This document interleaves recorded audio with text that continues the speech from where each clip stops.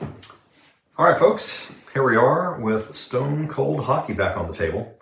And the point of this video is going to be to play around with these tactics cards a bit. These have been around since before the core game was even released. And they're really nice. They're a bit expensive to have made. These are laminate cardstock, and they've held up really well so far. At any rate, the idea behind the cards was to make this solitaire-oriented game a bit more interesting face-to-face for head-to-head play. And the idea would be that you would essentially split the deck, deal out half and half, and the opposing players could choose from their 6 cards each and choose 3 cards that they are going to have in reserve in their hand for any given game. So, and then you could play 1 card per period. And that's the way that would work. And then, but as time has gone by, and I kind of kicked this idea around some more, I'm like, why not make it so these cards could still be used as an extra twist for playing solitaire as well? And of course, to do that, the cards needs to be limited a little bit more. I'm not sure that my current method really limits them enough, but for purposes of this video, it would be good to get more cards in play so that you can see them. And so what are some things on here that they do? So hit them on the break. If your opponent gains control, you gain an instant counterattack in column A if they fail to score. Pick up the pace. Roll 2 timing dice and take the low result, but you reduce your stamina by 1. So you're going really hard to pick up the pace of the game. There's a fighting card where you can pick a fight. In this case, you're calling out your opponent's enforcer specifically. Face off, drop. Here's another fight card where you drop the gloves. This one's different. This is where you instigate a fight and your opponent has to roll randomly off their FM column as to which player is involved in the fight. So burn the clock so you can slow things down. Disruption. This is when you really want to deal a hit and kind of even the stamina score. Defensive focus, so you sacrifice some offense, some attack rating to boost your defense rating. This is just the opposite, goal oriented. You do the other thing. You increase your attack and sacrifice defense. So there's those sorts of things in there.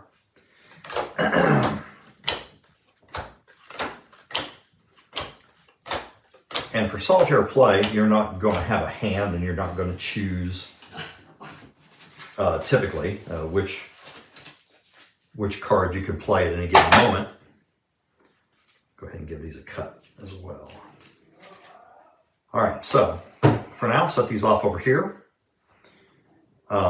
I picked a couple teams out of the kind of sort of randomly out of the CCL Season 2 set. So we've got Regina Roughnecks, whom for most of you, I believe, the ones I heard from, Regina was your defending champion in Season 2. For me, that was not the case. I had an upset when I played through it. And then Thunder Bay, a pretty fun team. So this is a Canadian rivalry.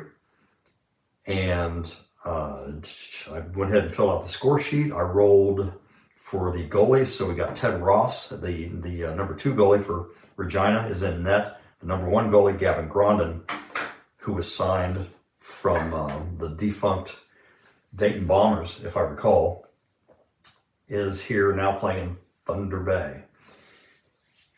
All right, so without any further ado, what do we do about the tactics cards? So this table here, these tables I created, have you roll randomly, so you don't know how many cards are going to be in play or if there's going to be any and how many and so forth. So I roll a 3. For first period, it says draw 1 card for the home team. So here, Thunder Bay gets an extra option tactically. What is it? We'll just draw it off top. Goal oriented. Okay, so Play before any timing roll. Increase your team's attack rating by 1 and reduce defense by 2. Leave this card face up until you decide to discard it, or in this case, playing solitaire until the end of the period. So, play before any timing roll. Well, you know what? The score is even. Why not try to jump out to a lead, right? So we're gonna activate that card right now. I guess I'll indicate that it's active by laying it on the team card.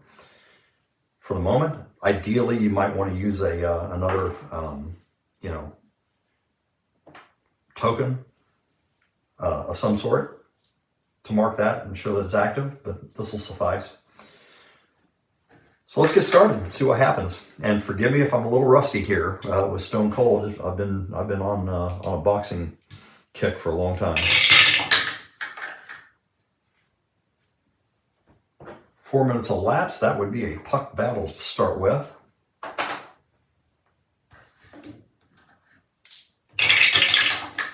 $50. Minor penalty on the visiting team. Home team takes a hit. Bang.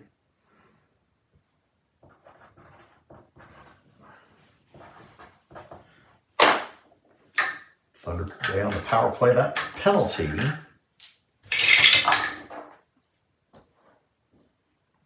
Ricky Clement gets called for that one. That would probably be his first shift on the ice, in fact. He goes to the sin bin for, what, 65? Holding. Not too malicious there. Now, what do we got? Power play for Thunder Bay is a 7. Penalty kill for Regina is a 7. It's even. We're in the even column. And that is 77. That's not going to get anything done, is it? PK unit delivers a huge check and clears, deal another hit. Wow, Thunder Bay's getting worked over a little bit here. Work off that time slot. The second, oh, look at this. I think they're going to score. Rebound chance is slammed home. A power play goal to get things started for Thunder Bay. 66 is Brian Carter.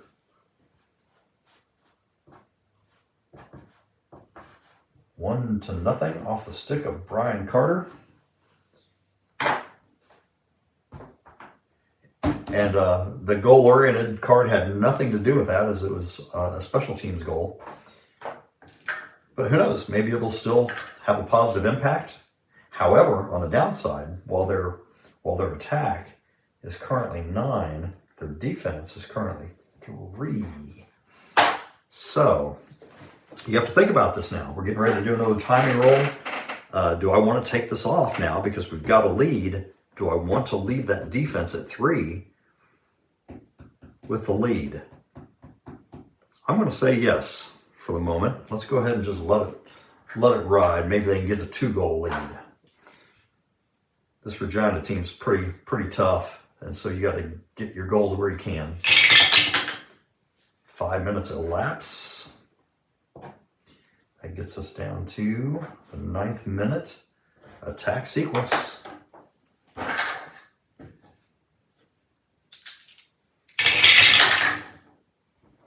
That is going to be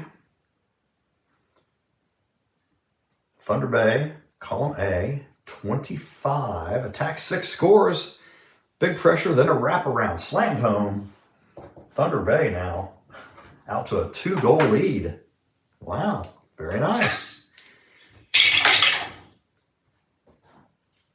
That goal by their the last year's league leader for me, Steve St. Pierre. Outstanding. He's their agitator as well.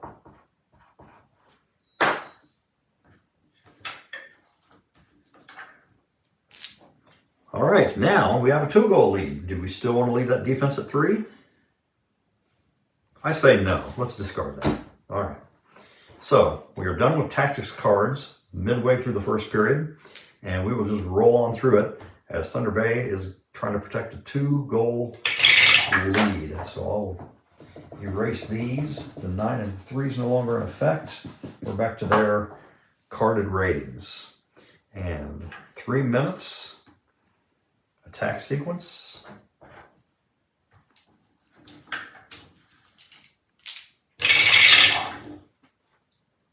That is Regina. Ha, look at that. 4 on the defensive roll. That's going to shift it to column D, but only because that goal-oriented card just got deactivated. If it was still active, this would have been a column A chance instead. So that worked out nicely. 64 in column D. Discipline unit never allows a clean shot. So there's some good defense, timely defense by Thunder Bay. I'm feeling like a pretty good coach right now.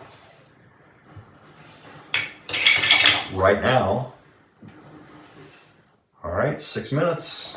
Attack sequence right here before the horn to end the first period.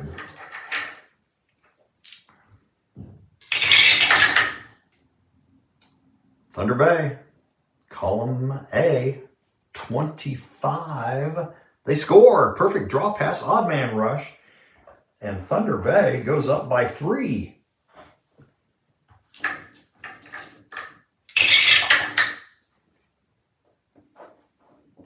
This goal by Anthony Gagnon.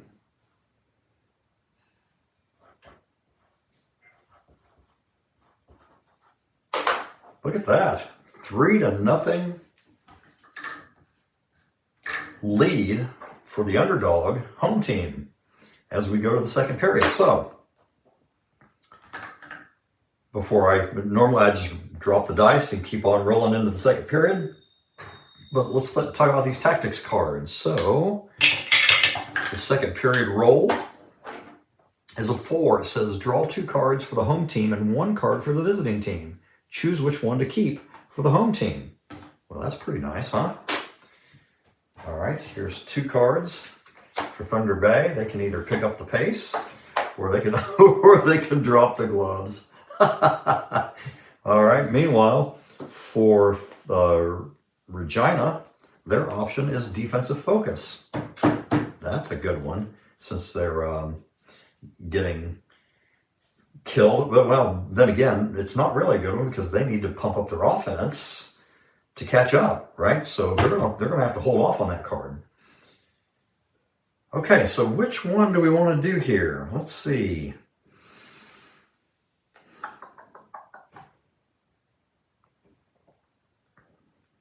Play before the next timing roll. So pick up the pace, roll 2 timing dice, apply the lower result, and reduce your stamina by 1. Well, they don't want to do that. They're at a stamina disadvantage at the moment. So we'll discard that one, we'll keep this one, and we'll play before the next timing roll. Let's see how circumstances play out. I'm not just going to play that for no reason because there are consequences. You could lose. You have to choose to lose an agitator or enforcer for the game. They only have 1 agitator. That's Steve St. Pierre. He's an important part of the offense, so you don't really want to do that. Or you could draw an instigator penalty. Neither one of those options is very attractive, but let's see if they have a reason to retaliate. Let's see what the narrative says. 1 minute and a puck battle. That reason might be coming quickly. Second period puck battle roll is a high one. It's 97. Go to the enforcer table. Oh, that's right. I should know that. Anything in the 90s is the enforcer table. I forgot that. I roll a 2. Home presence. Deal 1 hit per enforcer on the team. They don't have one. If no enforcer, they lack protection. They take another hit instead. Wow. All right. So there is a 3rd hit. And that could be a good reason to drop the gloves because you're getting hammered here I mean, they're up by 3 goals, but they're down on the stamina. They don't want to meekly keep taking these hits. Decisions. All right, I'm gonna let it ride for just a little longer. I kind of want to pull the trigger on this card right here, right now. But I'm gonna wait because I don't like the consequences of it. All right, 6 minutes elapse, and we have a puck battle.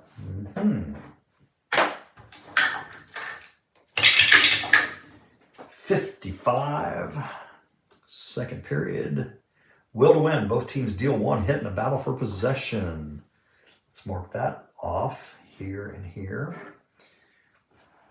The high stamina team gets a crease chance. That is Regina. Regina looking to get on the board here as play gets rough.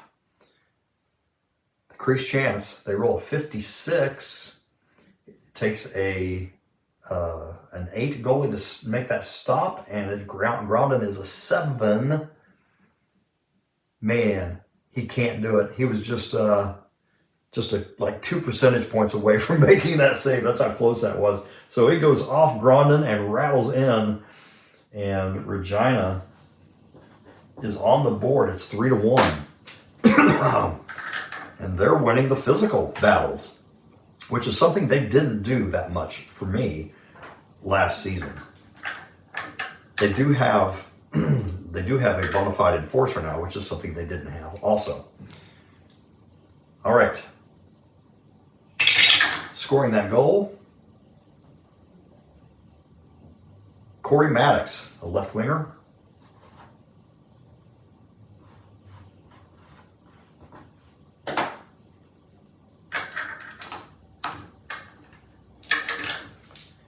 So this has been pretty strong for Regina so far in the second period as we reach the midway point of the game. 6 more minutes. Time is flying. All right, so that'll get them down to 7. It's a puck battle again. Interesting.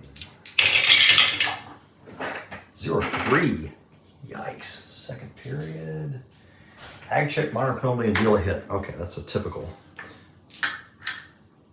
+1 on the blue die for Regina. The penalty is on Regina. Minor penalty, Regina. They're going to deal another hit.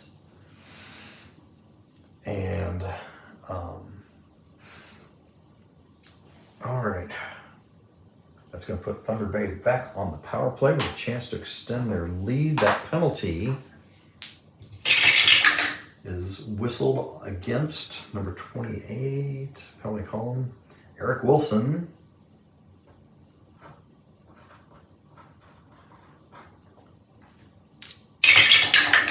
And the charge against him is boarding. That wasn't very nice. Got to remember this drop the gloves card. I think it's about time to play it, especially with that stamina gap going on here. Maybe something could happen that would start to tilt the scale the other way. All right, but first, we got this power play. We're not going to drop the gloves during the power play. And they are even, is what I recall, 7 versus 7. 52.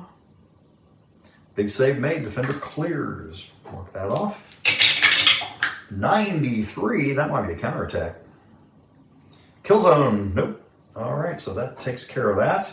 Regina easily repels this power play chance. And let's drop the gloves. Before the next time you roll, we're gonna pick a fight.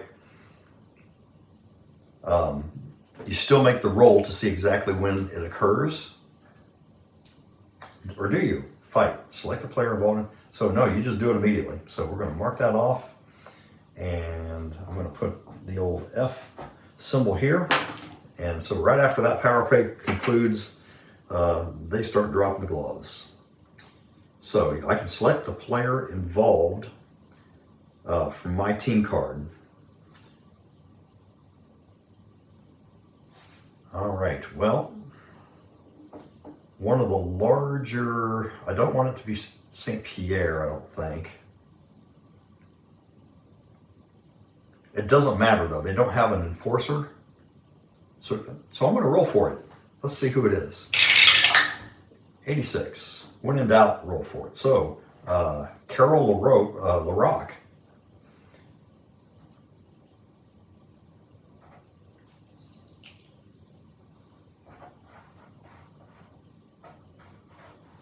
And then we roll on the FM column also. So they're hoping for a 45 to 74 range so they can get the Eagle Jacobson out there. 59, that is Jacobson. Oh boy. LaRock may have just picked the wrong dance partner.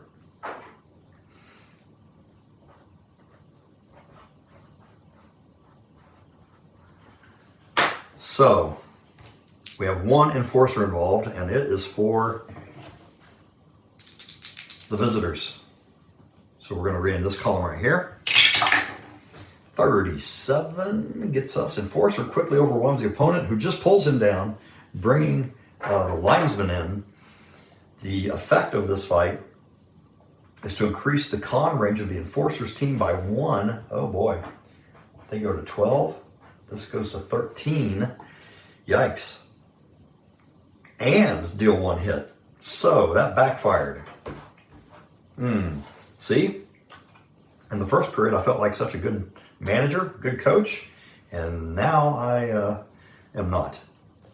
Now I'm breaking even, maybe. Then, and we're not quite done with that card yet, because when the fight is over, you have to roll 1d6, and it says draw an instigator penalty. So LaRock, in addition to not exactly winning the contest, winning the fight, is going to be an instigator, putting Regina and their dangerous power play at work, and putting them to work. So we know that they're in the +5 column. It's 11 to 3, a humongous gap between these two special teams units. The score remains 3-1, 72. Sliding defender blocks the shot. Power play unit has to regroup. 89, what do you know? Kill zone. And that worked out okay, as Thunder Bay kills off that power play chance. 2 minutes remain here in the second period. There's really no need for them to use this defensive card. I'll go ahead and discard it.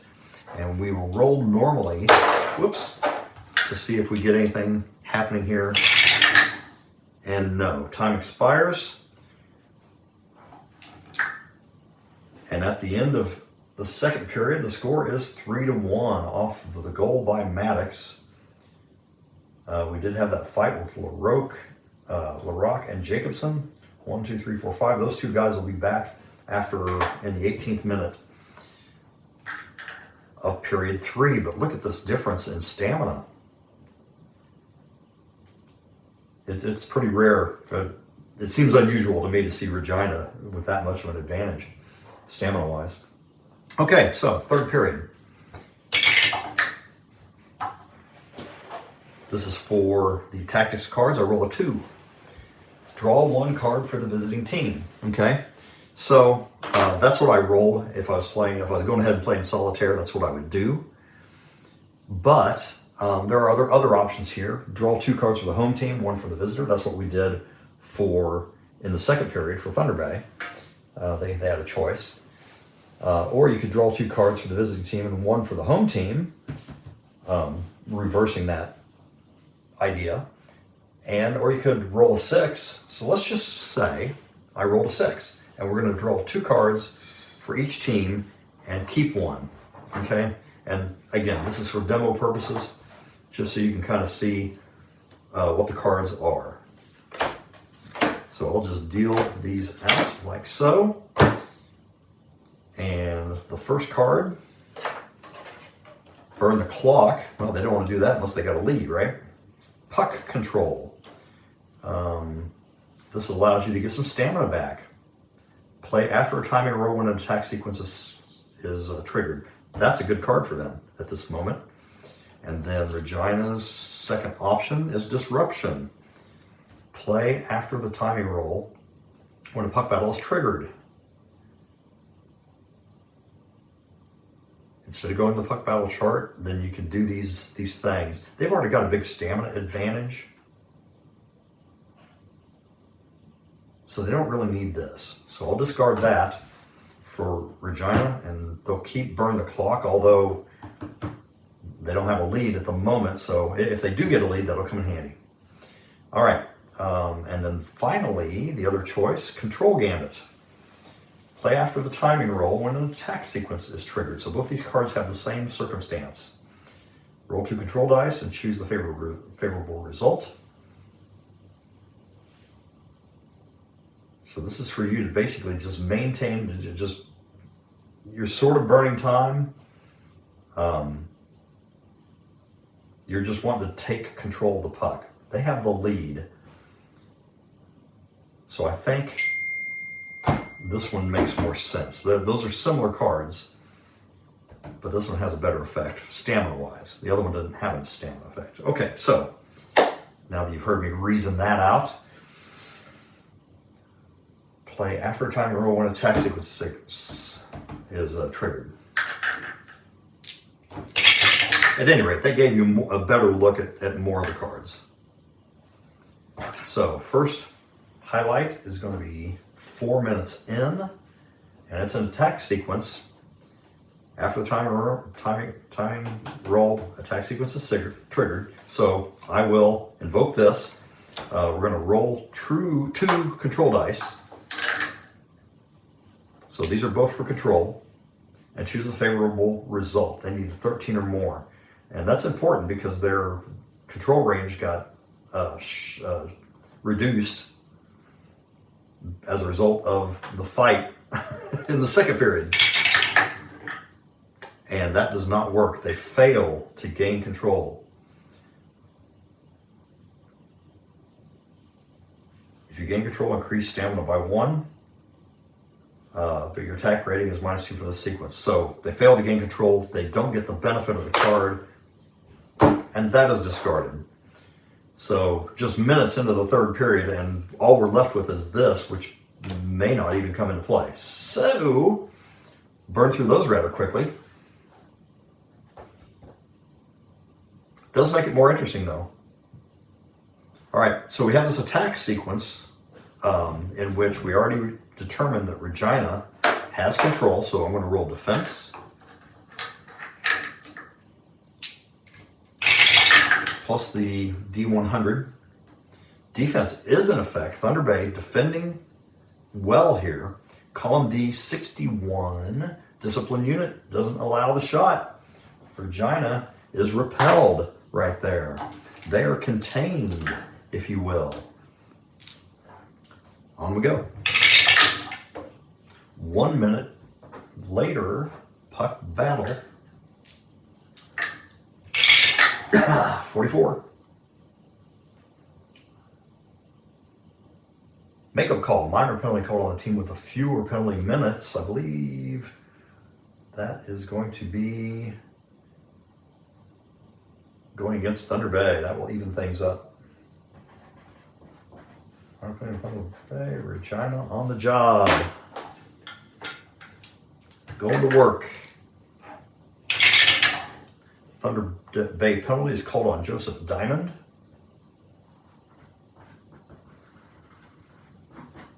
And for what? 39. Roughing.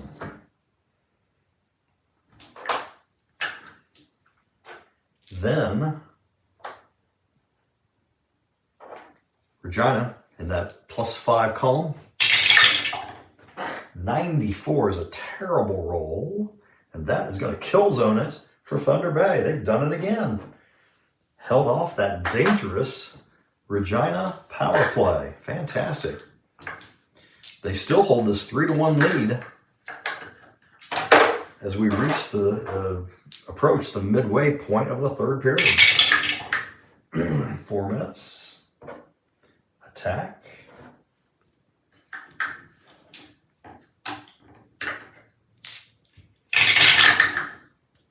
And we have Regina, column A, 70. Attack 13 would score. They're good, but they're not that good. They're a 9. So 11, 12 gets the crease. 9 or 10 can get a slot chance. So they at least get that. Here's the slot chance for Regina. They need to roll, 35 or less, I think. Oh, they do. It's an 18. They score. Watch out. They have closed the gap to 1. That goal by Alvy McDougall, who was their top center last year.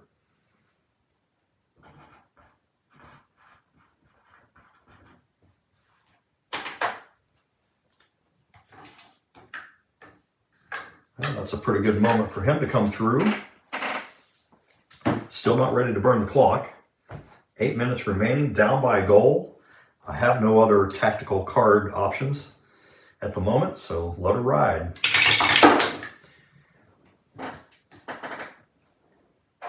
Three minutes puck battle.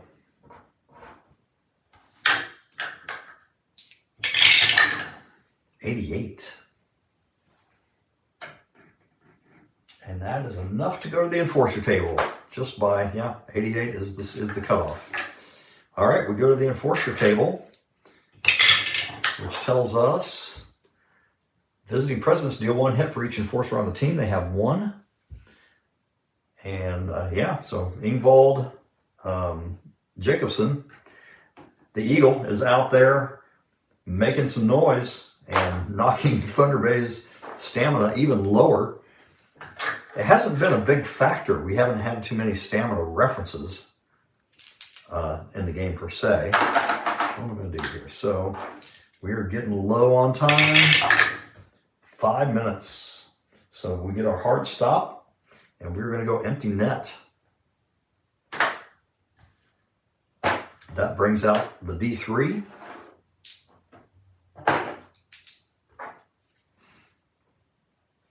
And let's see, I haven't done this in a while, so I know we use the empty net chart. We're going to use attack versus defense instead of power play and penalty kill. So it's 9 to 5 plus 4 advantage for Regina. They are in this column, and we're going to mark off 20-second segments.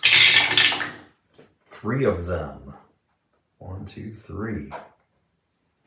41 is the result. Save made. Shot ricochets wide off the goalie.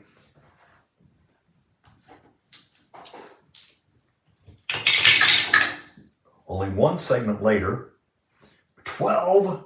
Yeah, what is that? Minor penalty on the defense. 2-man advantage for the remainder of the time. If already it's 2-man advantage, the attacking side just scores. Okay, so here we get minor penalty. Thunder Bay.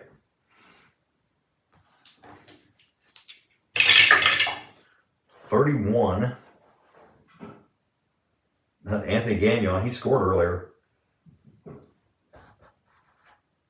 So he screws up. Wonder what he did. Just for narrative purposes. 91. Cross-checking. Gagnon, what were you thinking, dude? All right, so when we go to 2-man advantage, I believe we just roll the 2 remaining segments. Is that correct? Empty nets. 2-man advantage with empty nets. So this is a 6 on 4. Shift 1 column in favor of the advantage team. So we will go to the +5 column here. And roll every segment. Goodness, goodness, goodness. So, in the best column available, Regina has 2 cracks at it to get the tying goal. shouldn't even have rolled that. 38 is the first roll. It is a save made.